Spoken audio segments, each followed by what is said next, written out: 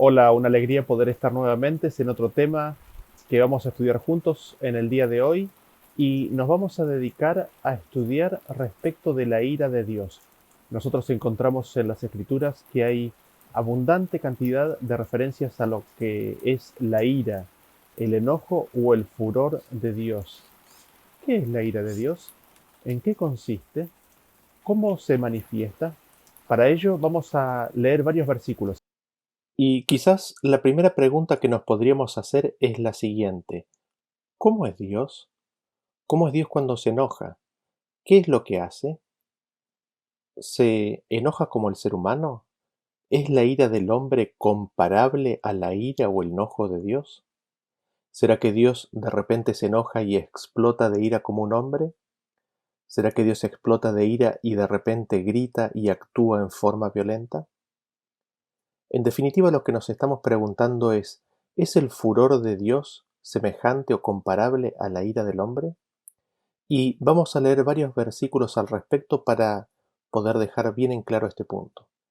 El primer versículo que vamos a leer es el que se encuentra en Colosenses capítulo 3 a partir del versículo 1. Dice así: Haced morir, pues, lo terrenal en vosotros: fornicación, impurezas, pasiones desordenadas, malos deseos y avaricia, que es idolatría, cosas por las cuales la ira de Dios viene sobre los hijos de desobediencia, y en las cuales vosotros también anduvisteis en otro tiempo cuando vivíais en ellas.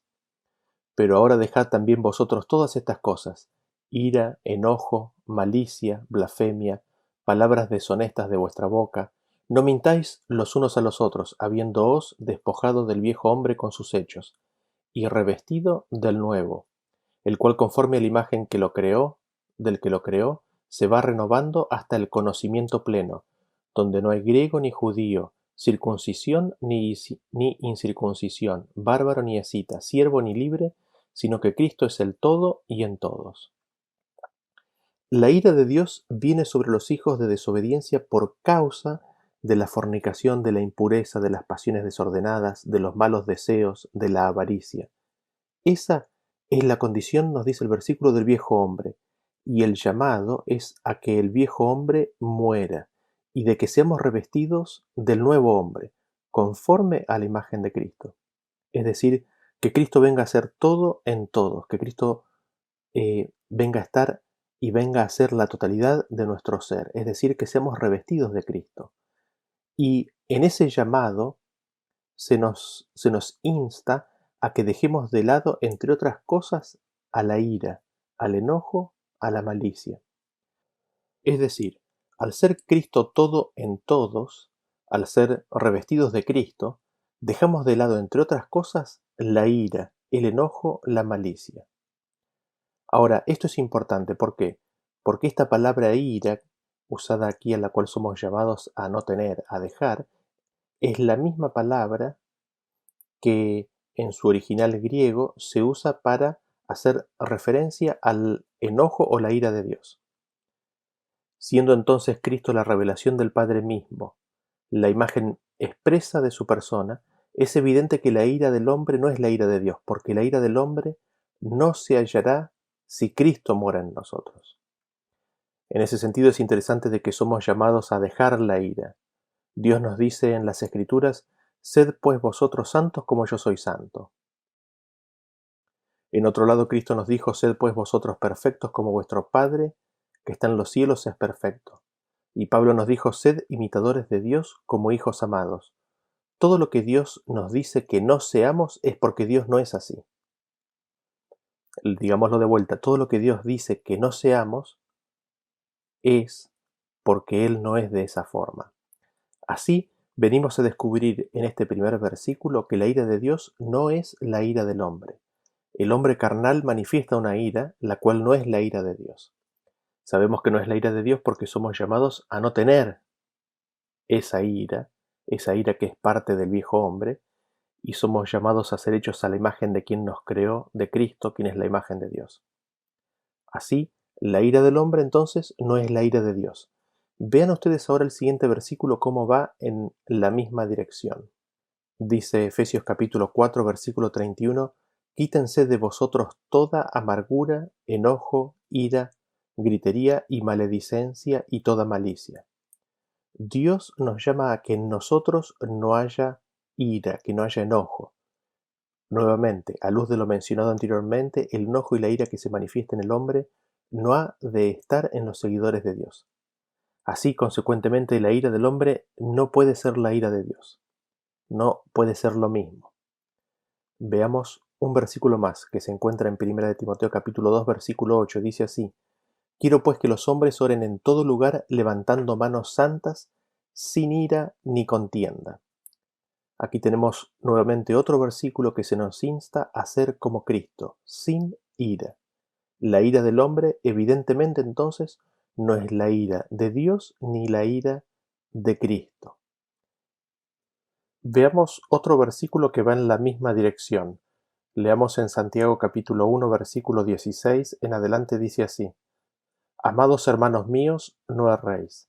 Toda buena dádiva y todo don perfecto desciende de lo alto, del Padre de las luces, en el cual no hay mudanza ni sombra de variación.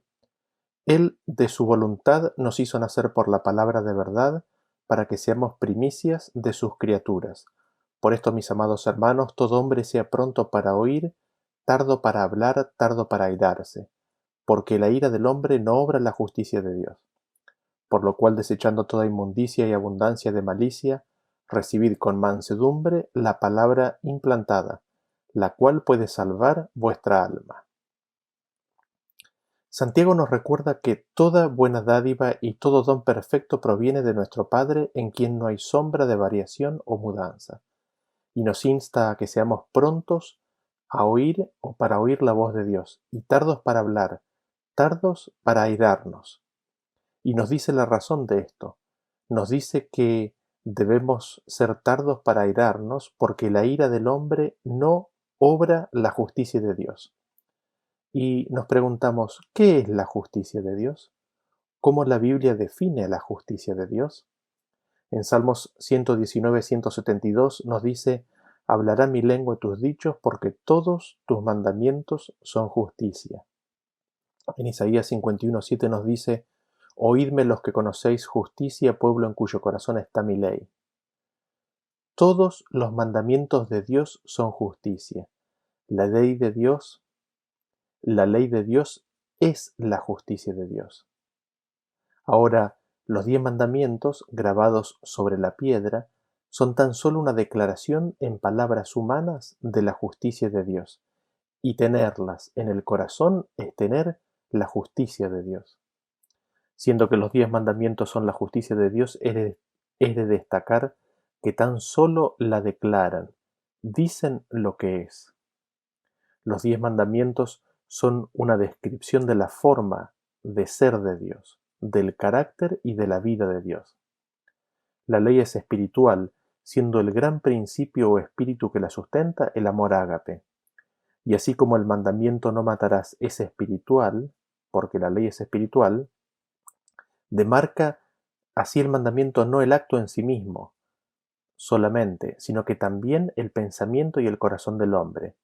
Véanlo como Jesús lo dice a esto en Mateo capítulo 5, versículo 21 en adelante. Dice: Oísteis que fue dicho a los antiguos, no matarás, y cualquiera que matare será culpable de juicio. Pero yo os digo que cualquiera que se enoje contra su hermano será culpable de juicio, y cualquiera que diga necio a su hermano será culpable ante el concilio, y cualquiera que le diga fatuo quedará expuesto al infierno de fuego.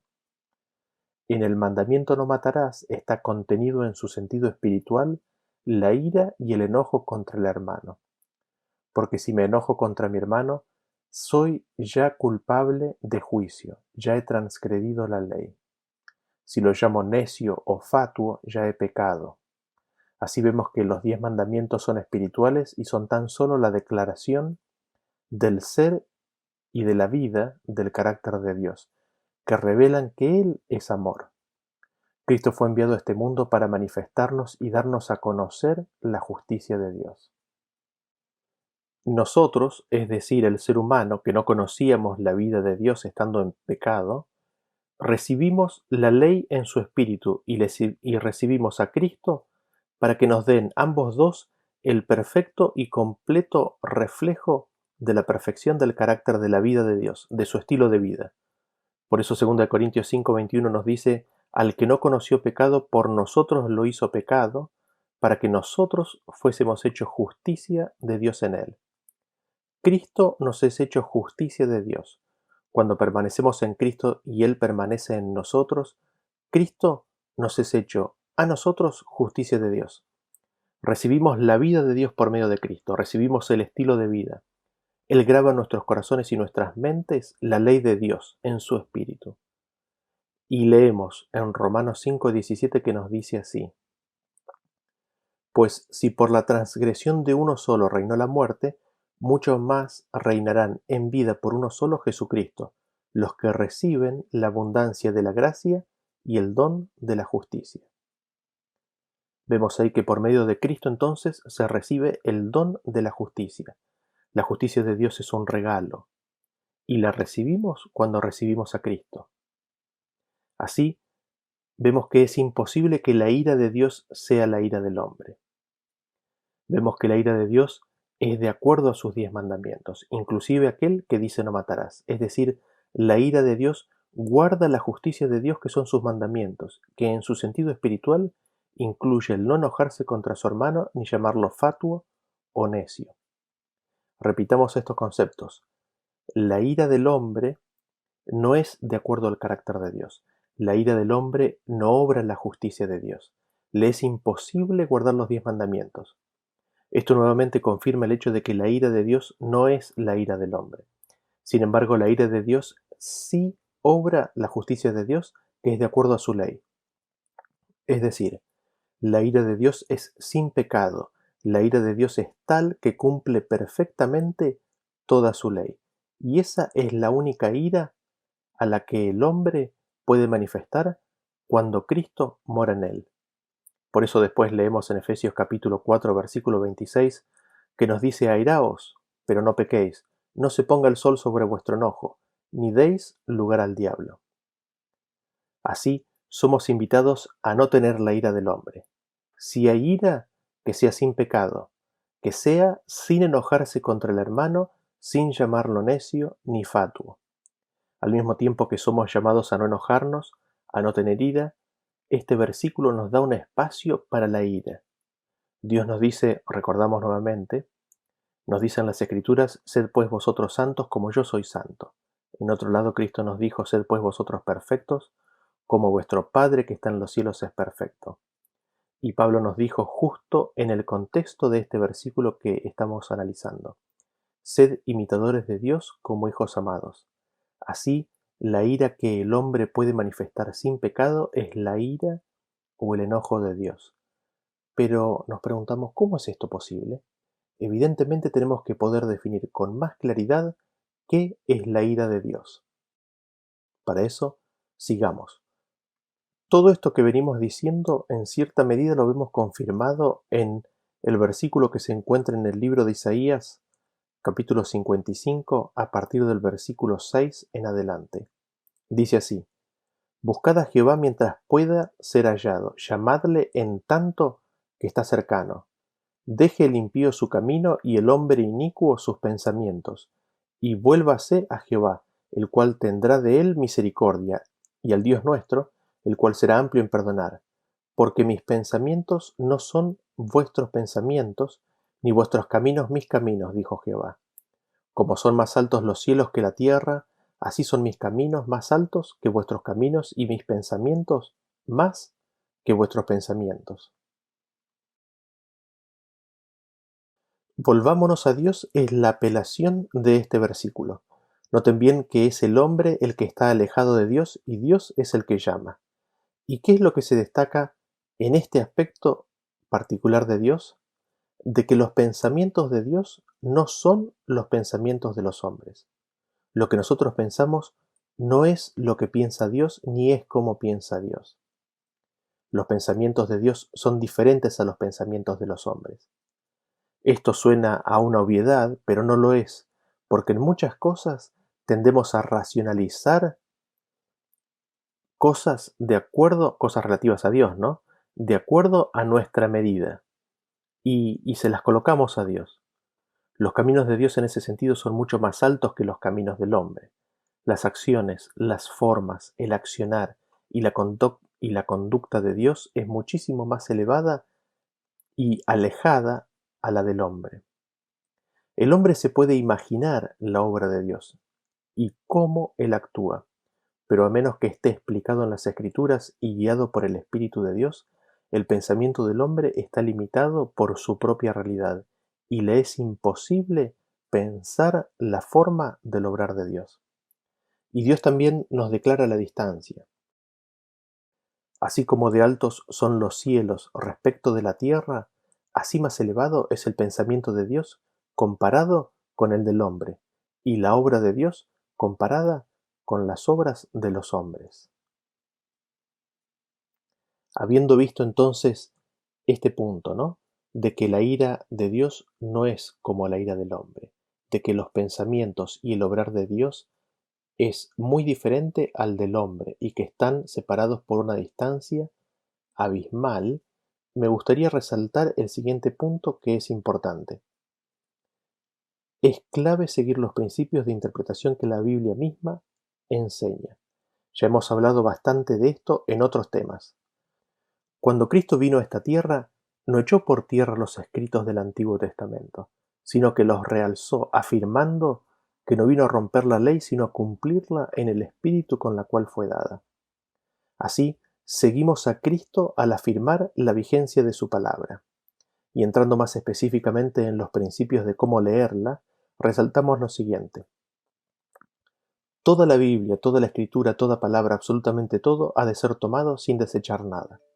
En segundo lugar, no podemos agregar ninguna palabra ni ningún concepto.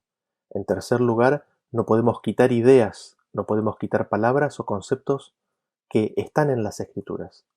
En cuarto lugar, la misma Biblia se interpreta. La Biblia misma se explica a sí mismo y define los términos utilizados. Dejemos que la misma Biblia explique en las diferentes instancias el tema que estemos tratando. Y en quinto y último lugar, oramos a Dios por su Espíritu para que nos dé a conocer su verdad y su voluntad. Habiendo tenido eso en cuenta, quizás el próximo punto que quisiera destacar y analizar en este momento es el significado de las palabras en su idioma original.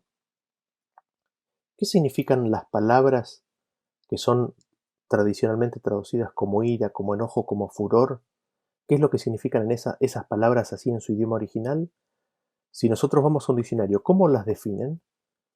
Veamos en primer lugar las palabras en hebreo, son dos. La primera que vamos a ver es la palabra número 599 de acuerdo al diccionario Strong, es la palabra anaf, y significa respirar, respirar fuertemente. Y dentro de esto, por una connotación o por ejemplo, estar enfurecido, airar, airarse, estar enojado, enojarse, indignarse, matar. Como notarán ustedes, el significado primario de esta palabra es el respirar fuerte, es la entrada y la salida por las fosas nasales del aire con agitación, en forma rápida, agitada. Por eso significa airarse, ¿no? De ahí viene la palabra de estar airado, airarse, en castellano. Y esto ocurre porque la persona está sujeta a una emoción fuerte. Esta emoción, como ven, tiene muchas veces que ver con el enojo, pero también tiene que ver con la indignación. Entonces, esta palabra que muchas veces es traducida como enojo, ira, furor, en su sentido primario significa, en primer lugar, la rápida inspiración y expiración, la agitación, el aire que entra y sale por las fosas nasales en forma rápida, por la persona estar sujeta a una emoción fuerte, que puede ser enojo, que puede ser indignación. Esta palabra es la raíz de la siguiente palabra que vamos a ver, que es la que tiene la mayoría de las ocurrencias de las palabras que son traducidas como ira, enojo o furor en el Antiguo Testamento. Es la palabra número 639 en el diccionario Strong, es la palabra af, que significa propiamente nariz o ternilla de la nariz. Consecuentemente o por esto, también significa cara y ocasionalmente persona. También por la respiración agitada por la pasión, ira, airar, aliento, enojo, enojar, escogido, furor, hocico, indignación, ira, iracundo, nariz, paciencia, rostro, saña, tardo, vida.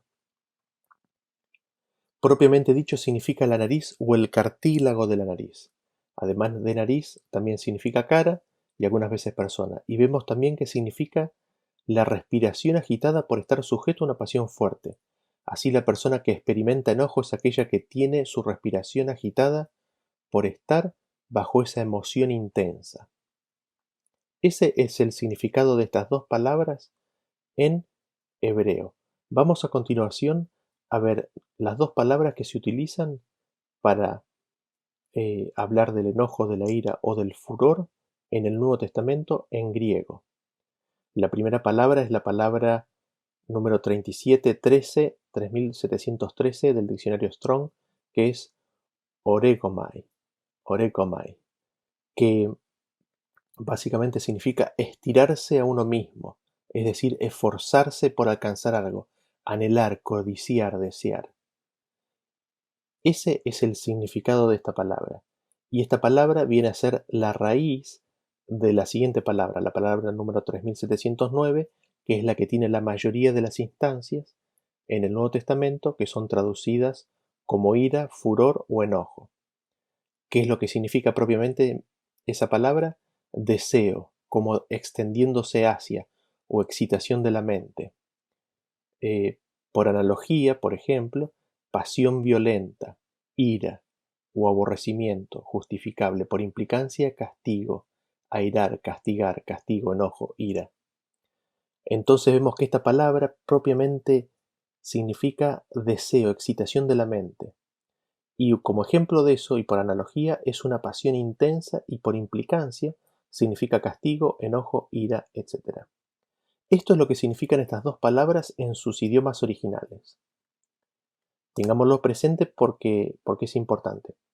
Ahora, más allá de estas definiciones, vamos ahora a continuación a ver cómo Cristo define la ira de Dios en su propia vida. Recordemos que Cristo es la imagen de Dios. Si queremos conocer a Dios, hemos de contemplar a Cristo. Y mirando a Cristo, ¿qué vemos? ¿Qué es lo que vemos en relación con la ira?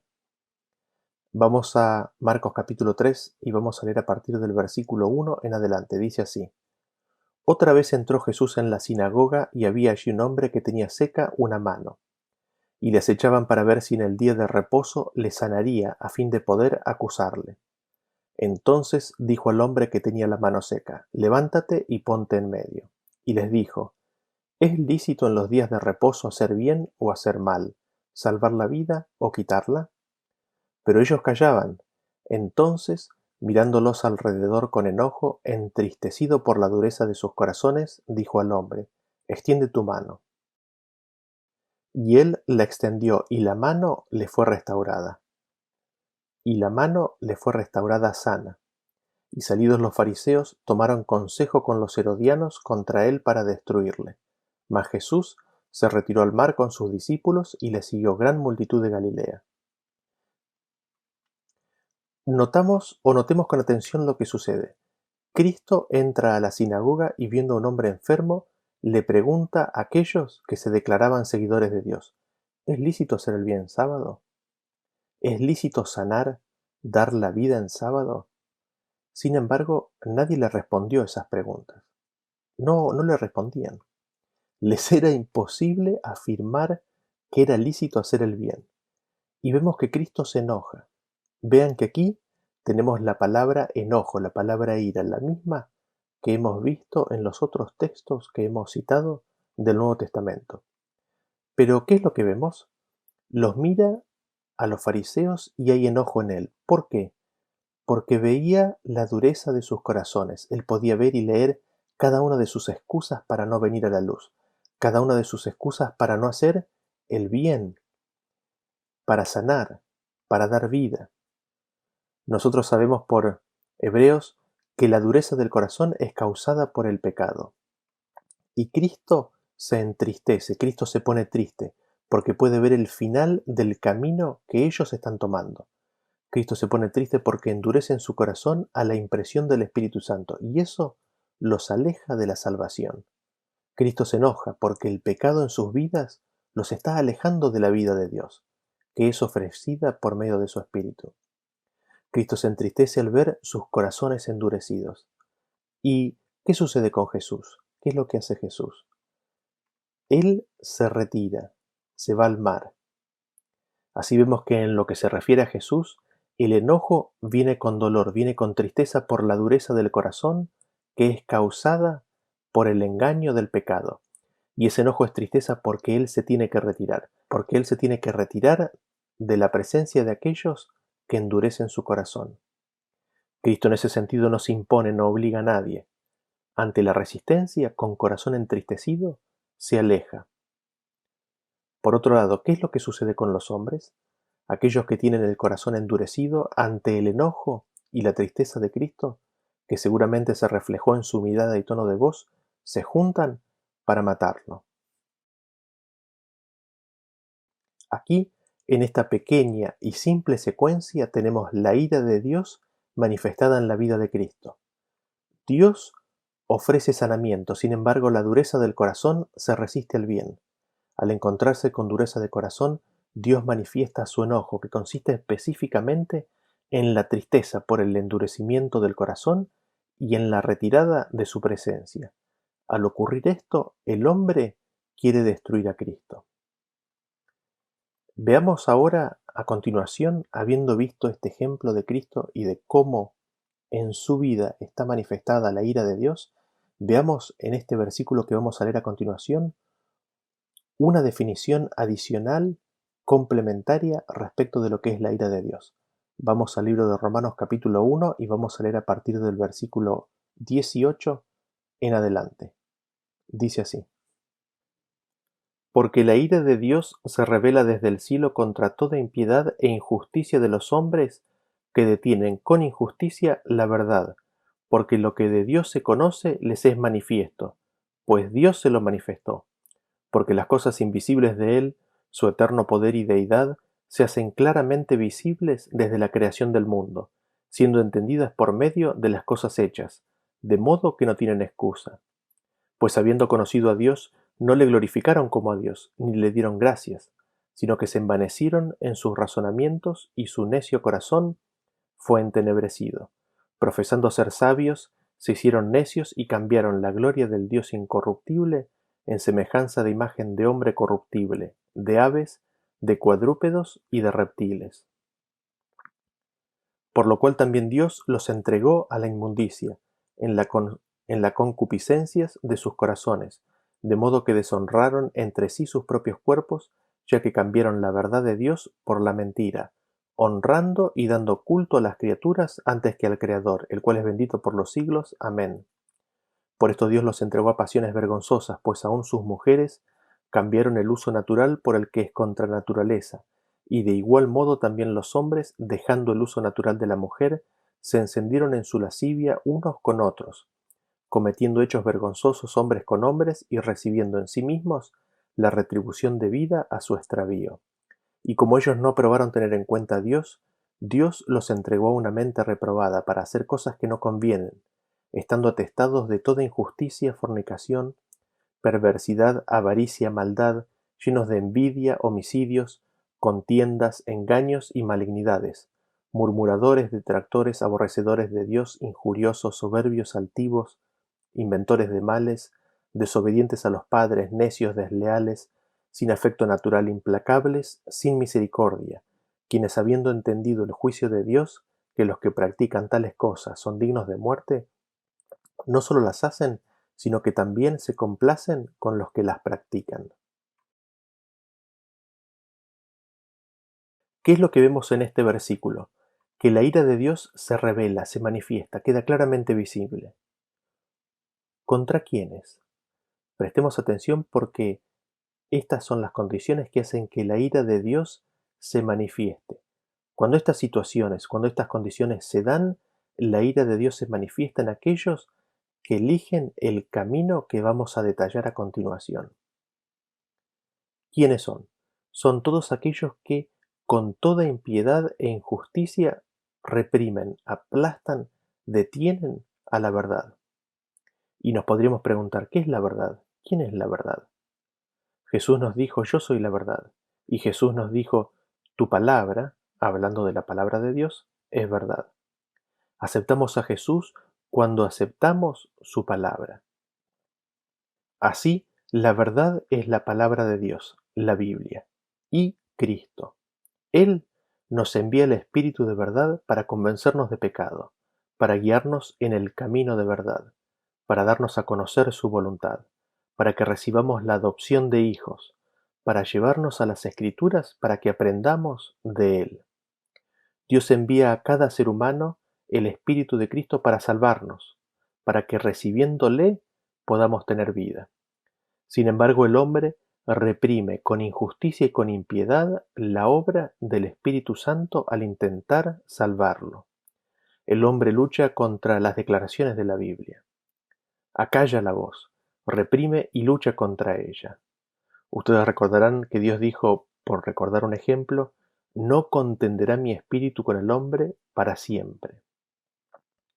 El Espíritu de Dios llama, apela, está a la puerta del corazón rogando que se le deje entrar y poder así grabar la justicia de Dios en los corazones. Pero el hombre se resiste, el hombre rechaza el conocimiento de Dios y rechaza el conocimiento de su propia condición. El hombre cuando escucha eso se ofende. El hombre sobre quien se manifiesta la ira de Dios resiste y lucha contra el Espíritu Santo, rechaza las declaraciones de la Biblia.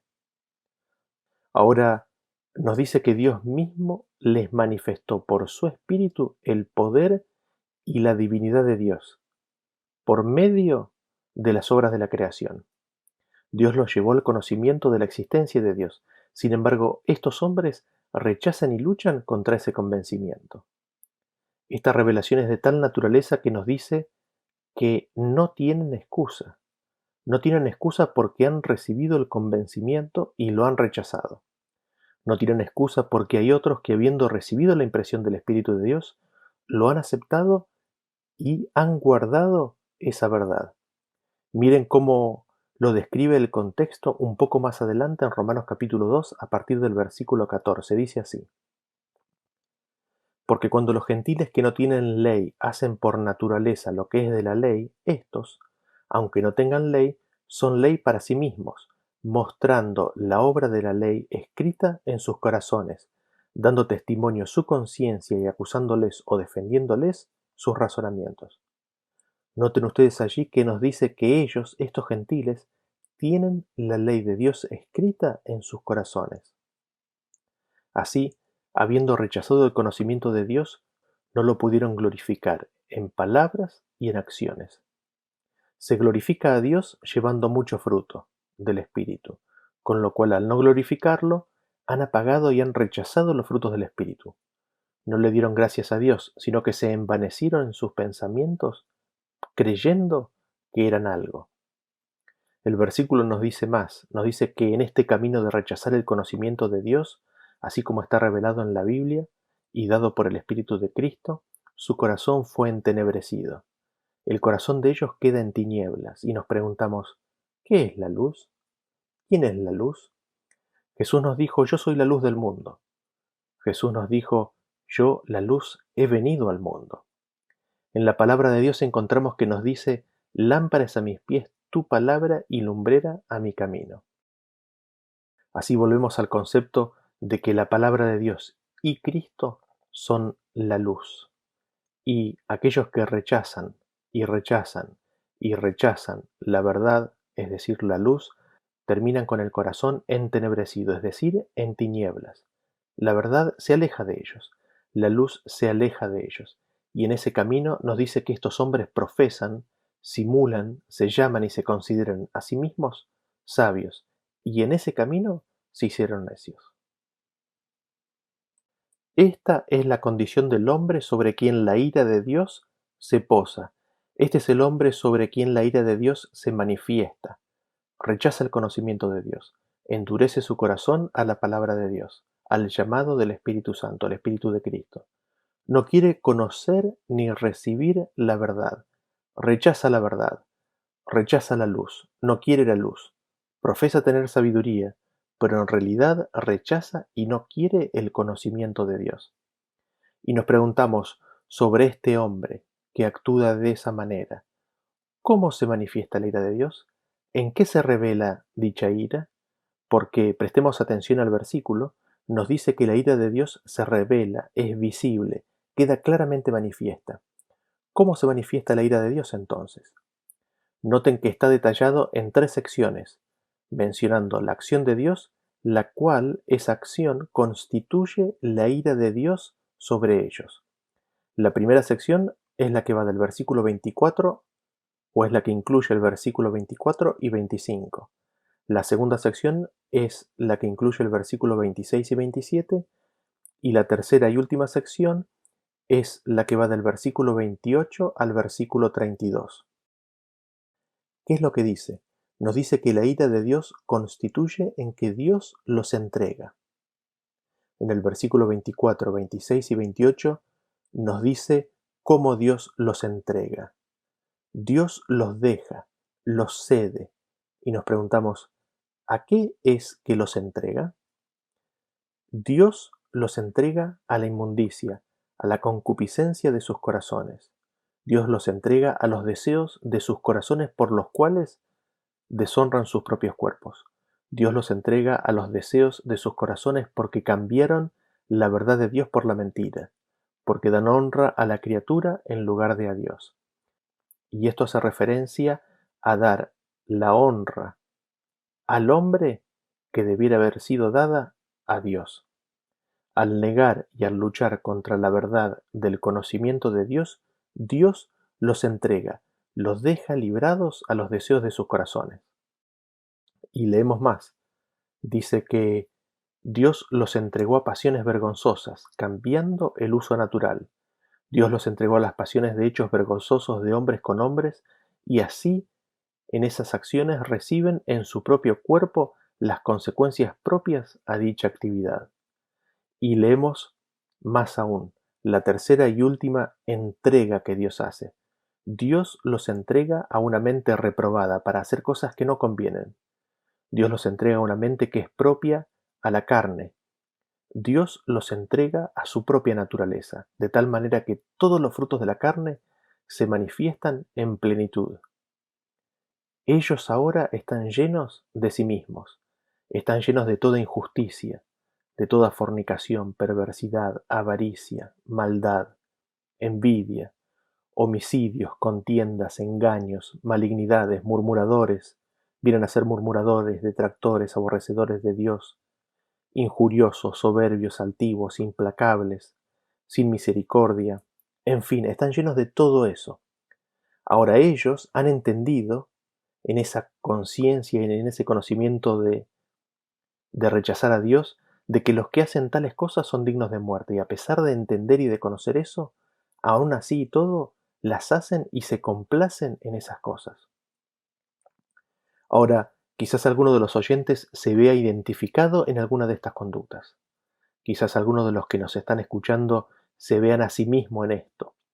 Y en ese sentido quisiera en primer lugar reconocer de que todas estas cosas están en todos nosotros, en todos los seres humanos.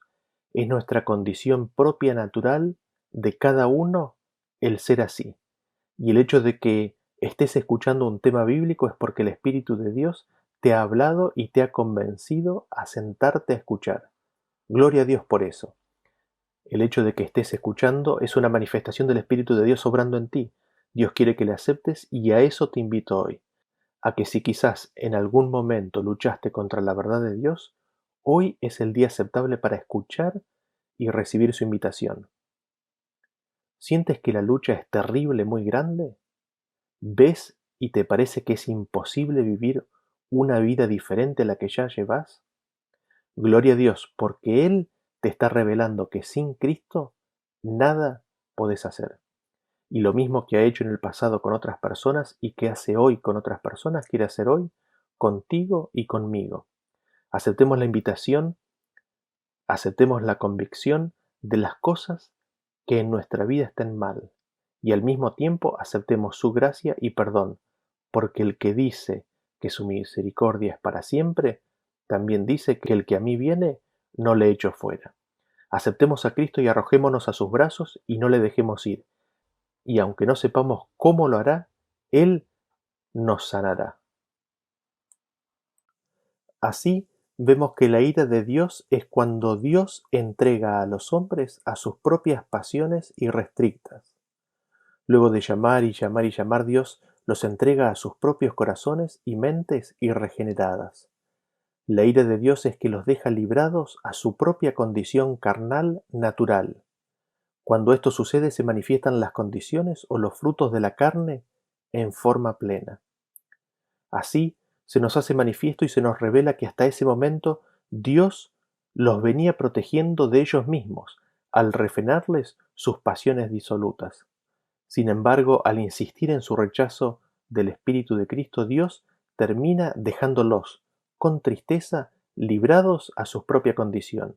Y esta es la revelación de la ira de Dios. Esta es la ira de Dios sobre ellos. Así hemos llegado al final del primer tema sobre la ira de Dios. En la próxima presentación vamos a ampliar los conceptos vertidos aquí, mirando más versículos y ejemplos concretos de cómo la ira de Dios se manifestó.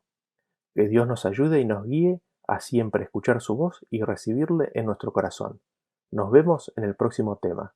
Hasta luego.